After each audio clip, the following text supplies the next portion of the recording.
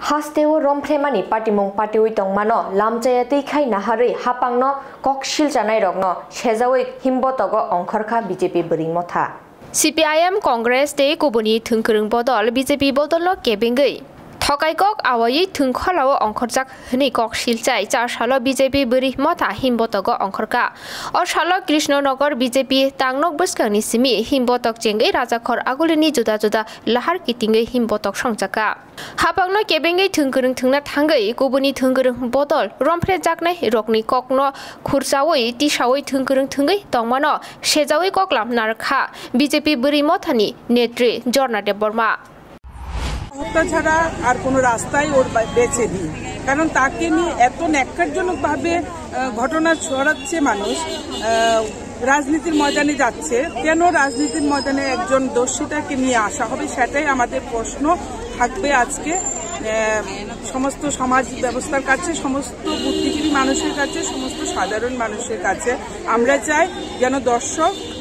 অবশ্যই উপযুক্ত শাস্তি পাক সেটা আমাদের আজকে দাবি নয় আমাদের সরকার প্রতিষ্ঠিত হওয়ার পর আমাদের রাজ্যের প্রাক্তন মুখ্যমন্ত্রী থেকে শুরু করে বর্তমান মুখ্যমন্ত্রী সমস্ত সব সময় একটা বার্তাই দিয়ে গেছেন যেন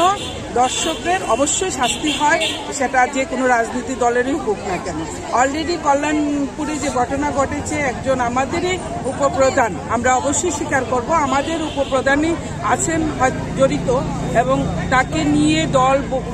চিন্তা ভাবনা করছেন এবং অলরেডি তাকে বহিষ্কার করার সিদ্ধান্ত নিয়ে গেছেন এবং আমরাও পুলিশ প্রশাসনকে আশ্বস্ত করে এসেছি যে আমরা আপনাদেরকে যথোপযুক্তভাবে